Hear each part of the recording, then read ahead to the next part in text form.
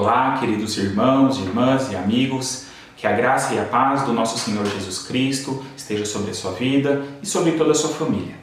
Hoje é domingo, dia 26 de abril, e nós estamos aqui nesse vídeo para dar sequência à nossa série de estudos, de pregações sobre aquele texto que então conhecemos como a oração do Pai Nosso, que está registrado no Evangelho de Mateus, capítulo 6, dos versículos 9 a 13. Temos falado aqui todas as semanas sobre essa oração que foi feita por Jesus para ensinar os seus discípulos sobre como eles deviam orar, e também nos ensina. Na verdade, nas outras 4 semanas, hoje é o nosso quinto estudo, a quinta pregação, nós já vimos muita coisa. Nós já vimos que essa oração é muito mais profunda do que normalmente nós enxergamos. Por ser um texto tão conhecido, repetirmos muitas vezes, falamos que isso é uma prática muito comum no nosso país, a repetição dessa oração, mas nós percebemos que ela tem um conteúdo muito mais profundo do que muitas vezes nós enxergamos. Nas outras semanas, nós vimos a oração como aprendizado, a oração como meio de transformação, a oração como dependência e a oração como libertação. Se você ainda não assistiu os outros vídeos, eu convido você a assistir. Aqui na descrição desse vídeo você encontra o link para as outras pregações e espero que você seja abençoado através delas também. E hoje nós vamos olhar para a oração como livramento. E a nossa reflexão se baseia no texto de Mateus, capítulo 6, versículo 13, a primeira parte apenas desse versículo, quando Jesus então na sua oração afirma: "E não nos deixes cair em tentação, mas livra-nos do mal." Então nós vemos aqui esse pedido direto, expresso de Jesus por livramento. Livra-nos do mal. O primeiro aspecto que eu gostaria de compartilhar com você a respeito desse livramento que Deus tem para nos oferecer e que devemos pedir para Deus em oração é o livramento da maldade do inimigo. Esse aspecto é com certeza aquele que já fica mais claro quando nós falamos a respeito dessa oração. É aquele que talvez a maioria das pessoas pensam quando fazem essa afirmação, quando dizem isso, livra-nos do mal. E mal aqui pode ser traduzido também como maligno, ou seja, a ação direta do inimigo contra nós. A Bíblia é muito clara ao mostrar que isso é uma realidade, que o diabo realmente existe e de que o objetivo dele é se opor a Deus, a quem Deus é e a tudo aquilo que Deus faz. Ou seja, o diabo está constantemente trabalhando para tentar nos afastar do plano de Deus, para tentar nos desviar daquilo que Deus tem para as nossas vidas. Isso em muitos sentidos, é algo até também bem mais amplo do que normalmente nós compreendemos. Um dos textos muito conhecidos da Bíblia que fala sobre essa ação do diabo é o texto lá da primeira carta de Pedro, capítulo 5, versículos 8 e 9, que diz o seguinte: "Tende bom senso e estai atentos. O diabo, vosso adversário, anda em derredor, rugindo como leão que procura quem possa devorar.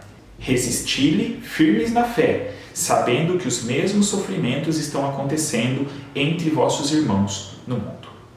Então, existe sim essa realidade, existe sim essa ação, esse trabalhar do diabo contra as nossas vidas. Mas nós precisamos também nos lembrar que, apesar do diabo ter poder e ter sim essa ação, ele é sujeito a Deus. Ele não pode fazer o que bem entender. Nós temos um exemplo muito claro disso na Bíblia, no livro de Jó, lá no Antigo Testamento, em que o diabo precisa pedir autorização para Deus para interferir na vida de Jó. E somente quando Deus autoriza e até o limite que Deus impõe é até onde o diabo pode chegar na sua ação. Então, nós devemos sim, nas nossas orações, pedir a proteção de Deus, porque é Ele quem nos guarda, é Ele quem nos protege, mas isso, de certa maneira, serve muito mais para um ensino nosso, para a compreensão da nossa parte, do que para lembrar a Deus que Ele precisa nos proteger. Não é algo assim, se eu não pedir isso, o diabo vai ter a ação livre sobre a minha vida. Então eu tenho que pedir, lembrar a Deus que Ele precisa me guardar, me proteger. Não, Deus na verdade já nos guarda, Ele já nos protege. Inclusive, um pouco antes de fazer essa oração, Jesus já está dando algumas instruções para os seus discípulos sobre a oração, e Ele fala que o vosso Pai já sabe das coisas que vocês precisam, por isso nós não precisamos ficar fazendo vãs repetições. Deus já conhece, Deus já sabe das nossas necessidades. Inclusive, então, nós cremos que Ele já está nos guardando, já está nos protegendo, já está nos livrando. Mas nós precisamos pedir isso para Ele, porque isso reforça a nossa consciência de dependência dEle.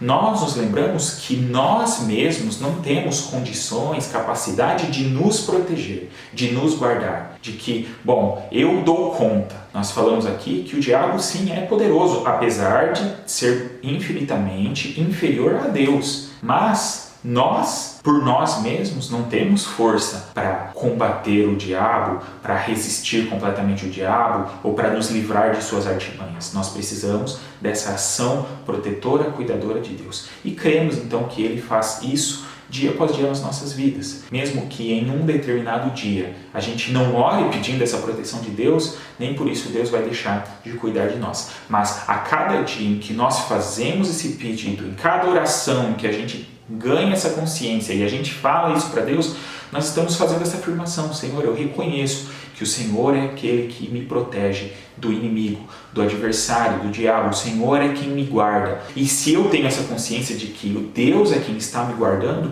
eu fico seguro, eu fico tranquilo. Eu não preciso caminhar morrendo de medo. Infelizmente, nós temos também um grande grupo de pessoas, até de cristãos, ou que se dizem cristãos, que morrem de medo das ações do diabo, que acham que qualquer coisa é a ação do diabo e de que ele tem quase que um livre acesso, né? Então, nós devemos ter uma visão equilibrada. Nós não podemos menosprezar, desprezar as ações do diabo, que sim existem, sim, de fato ele tem o seu poder, mas ao mesmo tempo nós não devemos supervalorizar as suas ações. Se Deus está nos protegendo, nos guardando, nós não precisamos temer nada. Lá em Romanos capítulo 8, versículo 31, o apóstolo Paulo afirma: se Deus é por nós, quem será contra nós? Então, nós não tememos o diabo, nós tememos a Deus, que é o nosso Senhor, que é o Senhor soberano sobre todas as coisas, e entregamos a nossa vida nas mãos dele, e sabemos que é o seu cuidado que nos guarda e que nos protege a cada dia. Depois, então, além do livramento da maldade do inimigo, nós podemos também enxergar aqui o livramento da maldade das pessoas, dentro desse mesmo pedido.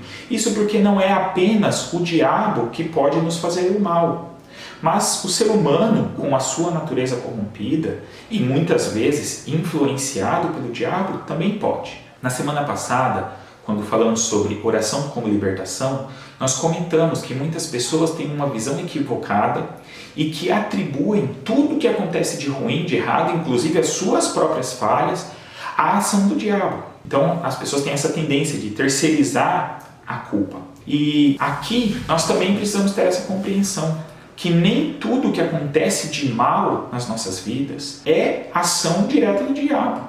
Muitas vezes é uma ação das outras pessoas, uma decisão da própria pessoa de fazer o mal. E nós estamos sujeitos também a isso. O diabo pode até tentar as pessoas, induzir as pessoas a cometerem o mal, mas as pessoas também têm a sua decisão de praticar o mal. Na Bíblia nós encontramos também então outras expressões, outras orações em que há um pedido nesse sentido. Por exemplo, o Salmo 140, dos versículos 1 a 4, diz o seguinte: Senhor, livra-me dos homens maus, guarda-me dos que são violentos. Eles tramam maldades no coração e estão sempre provocando guerras. Afiam a língua como serpente, nos seus lábios há veneno de cobra. Senhor, protege-me das mãos dos ímpios, preserva-me dos homens violentos que planejaram transtornar os meus passos. Então, veja aqui o salmista fazendo um pedido assim, de que Deus o livrasse, o guardasse, o protegesse da ação dos homens maus. Nós também devemos pedir isso para Deus. Precisamos também entender que nós também não somos capazes de guardar, de proteger as nossas vidas da maldade das outras pessoas. Mais uma vez, existe aqui então essa consciência de que nós dependemos, de que nós precisamos da ajuda de Deus, da ação de Deus nos guardando, nos protegendo. Muitas vezes podem se aproximar de nós pessoas com intenções que nós não conhecemos. Na verdade, com segundas, terceiras intenções, com maldade lá no coração. Muitas vezes nós recebemos essas pessoas de coração aberto e não sabemos aquilo que elas podem fazer contra as nossas vidas. Mas nós cremos que Deus sabe, que Deus conhece cada detalhe e de que Ele está nos guardando e nos protegendo. Em algumas ocasiões, talvez a gente até experimente isso e lá na frente a gente vai perceber que Deus estava nos livrando de algo que a gente não esperava. Às vezes a gente tinha um plano, um projeto de fazer algo com alguém e a gente não percebia que a pessoa tinha intenções diferentes daquela que ela estava expressando para nós. Então, nós precisamos pedir isso, Senhor, nos livra do homem mau, do homem violento, daquele que pode fazer algo de mal contra a minha, contra a nossa vida. Mas eu queria ainda falar de mais um ponto, e é esse que eu queria dar mais destaque. Eu acho que é esse ponto que vai então além daquela compreensão básica que nós temos a respeito dessa oração e desse pedido, que é o livramento da nossa própria maldade.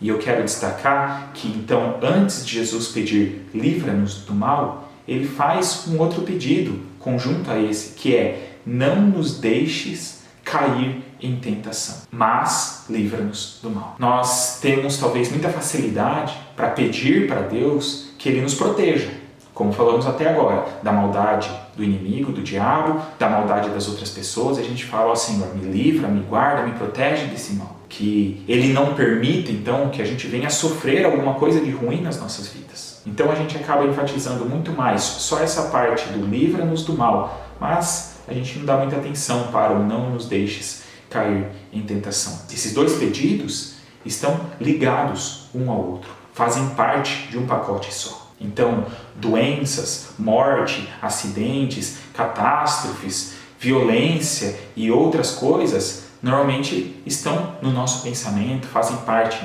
da nossa ideia quando nós buscamos a Deus e pedimos por livramento, por proteção. Mas, e algumas outras coisas, como a maldade do meu coração, o orgulho, o egoísmo que eu mesmo tenho, os meus desejos corrompidos? Será que nas minhas orações eu tenho pedido que Deus me livre desse tipo de mal que faz parte de mim mesmo, da maldade que está dentro do meu coração? Se nós entendemos também que esses pedidos de Jesus estão na sequência daquilo que a gente viu na semana passada, que é o pedido de perdão, então nós vamos entender e vamos enxergar para esse pedido de uma maneira diferente. É uma continuidade. Eu peço perdão pelos meus pecados, reconheço que eu sou falho, que eu preciso da ajuda de Deus, do perdão dele, e na sequência eu peço, ó Senhor, e como eu estou pedindo teu perdão, eu peço também que o Senhor me ajude a não errar mais, a agir de uma forma diferente, me livra da minha própria maldade. Eu tenho falhado, mas eu não quero mais falhar. O meu desejo é de ser diferente, é de ser alguém mais parecido com aquilo que Deus tem para a minha vida.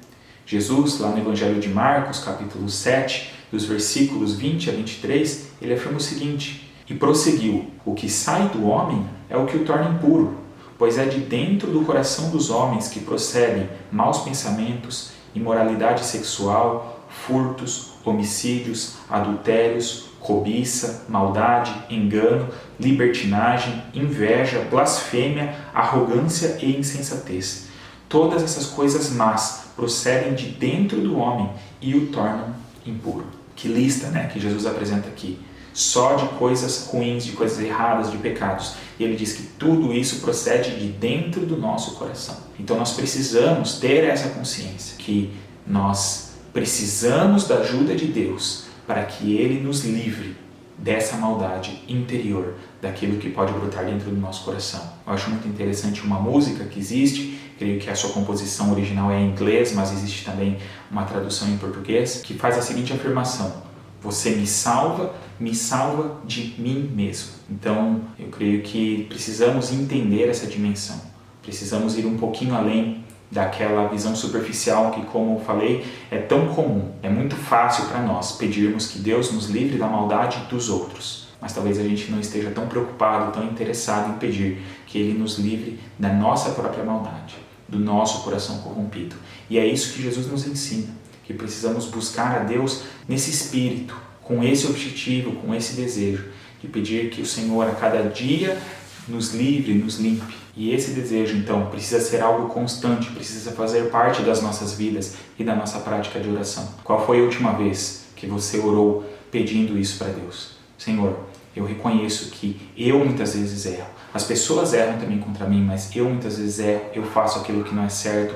Muitas vezes eu permito que a maldade se instale dentro do meu coração e às vezes a forma como eu ajo em relação aos outros, aquilo que eu falo para os outros, muitas vezes é carregado de maldade, daquilo que não deveria existir dentro de mim. Então, Senhor, me livra disso. Purifica o meu coração, transforma a minha vida, me ajuda a viver de uma maneira diferente. Não nos deixe cair em tentação. Senhor, não permita que essa maldade, que é algo natural do inimigo e que também existe em abundância na vida de muitas pessoas, invada a minha vida e domine a minha vida. Pior do que ser afetado pela maldade de alguém é se nós mesmos nos tornarmos agentes de maldade. É isso que Deus quer que nós entendamos. É isso que Jesus quer nos ensinar. Que nós entendamos a oração como esse meio de livramento de Deus nas nossas vidas, para nos livrar de toda a maldade, e especialmente a maldade que ainda existe dentro de nós, dentro do nosso coração.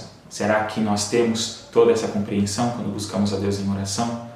Será que nós temos confiado em Deus realmente como Ele sendo aquele que nos guarda e nos protege? Porque assim não precisamos temer o mal, não precisamos temer o inimigo, não precisamos temer as outras coisas. É claro que vamos viver de forma cuidadosa, equilibrada, como é o correto, como é o certo. Mas nós continuamos confiando, tranquilos, como o salmista lá no Salmo 121 expressa: elevo os meus olhos para os montes. De onde vem o meu socorro? O meu socorro vem do Senhor que fez os céus e a terra. Nós cremos nisso, sabemos que Ele está nos livrando, nos guardando, nos protegendo a cada instante. Mas nós também estamos diariamente pedindo a Ele: Senhor, não permita que o mal se instale dentro de mim. Não permita que eu seja alguém que faça o mal para as outras pessoas. Me livra disso, me livra de mim mesmo, me livra dos meus maus desejos, dos meus maus pensamentos, dos meus maus caminhos. Gostaria de convidar você a orar, a refletir nesse tempo, a pensar sobre isso, o quanto isso tem feito parte da sua experiência, da sua caminhada com Deus, e nós vamos pedir que Ele nos ajude nesse desafio. Senhor, nós queremos agradecer ao Senhor, porque a Tua Palavra sempre fala aos nossos corações. Quando olhamos com atenção, quando queremos aprender, de fato, o Senhor fala conosco. E nós somos aqui ensinados, ó Deus, em mais uma verdade tão preciosa, que é essa de que o Senhor é aquele que nos livra.